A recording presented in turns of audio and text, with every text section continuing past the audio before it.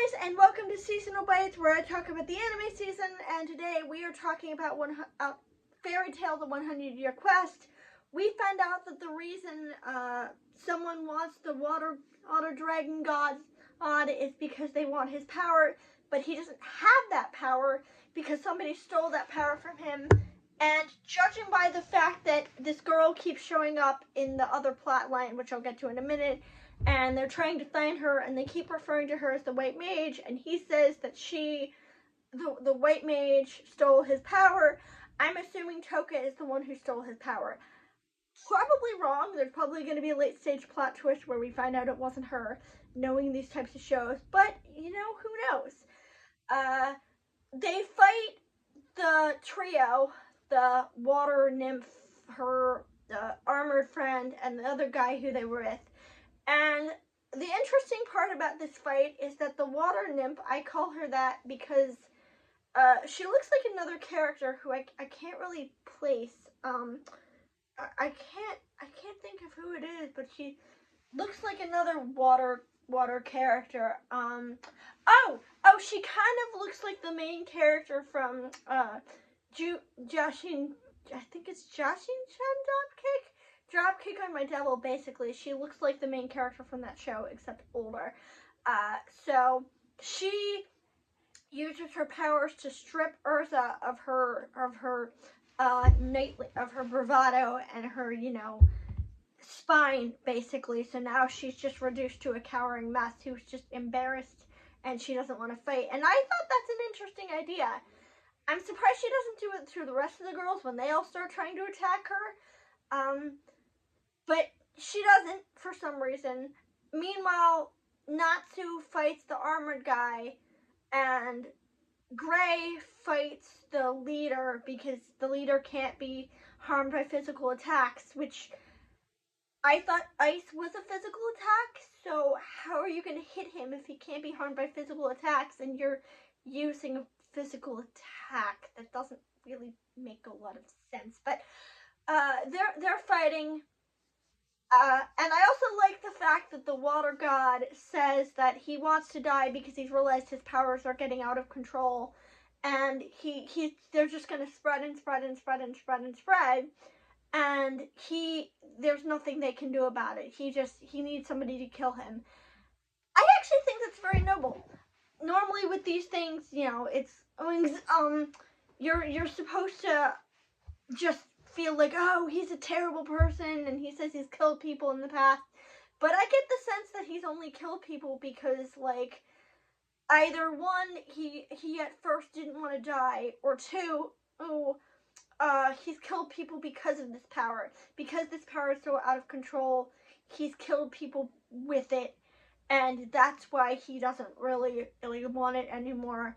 And he wants to die because he realizes that the town is flooding. And he also makes a good point where he says that, he can't evacuate the town because these are their livelihoods. They'll have no place to go. And he'll still exist. So if he still exists, he'll still continue to spread this power. I have this feeling, though, that this is going to be a lose-lose situation, like in Generator X of all things, where if they kill him, basically that's going to dry everything up and suck up all the water so that there's nothing left and they don't have anything to fish with.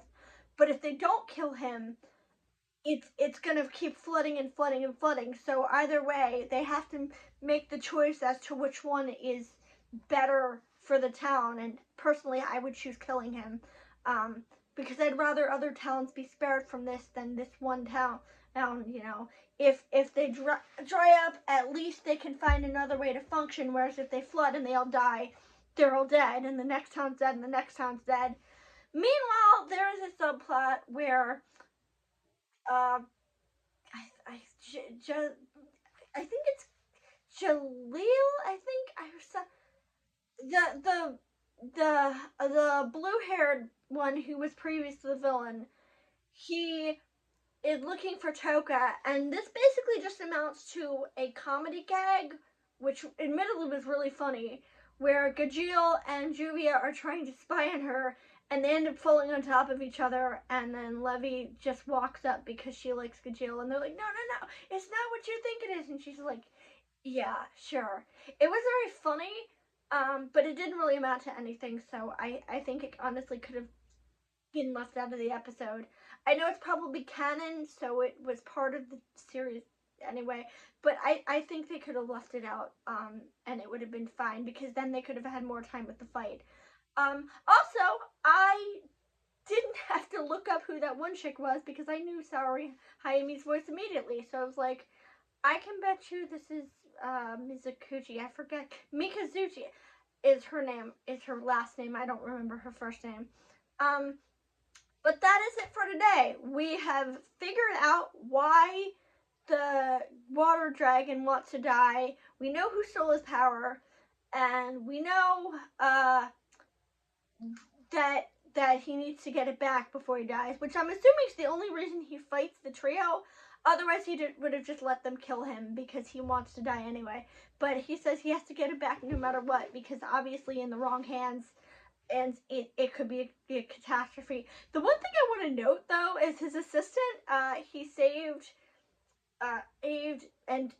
Eve from a shipwreck, and immediately I started thinking, do I make an Alina of Avalor joke or a Little Mermaid joke? Because if you remember in Alina of Avalor, actually, now that I think about it, I think they both, the mothers, the women in that series both got saved in the same way. Because they got saved because the dad, or the king in those shows, turned them into a mermaid. And in Elena of Avalor's case, they wrapped her in seaweed, which I guess is magic or something.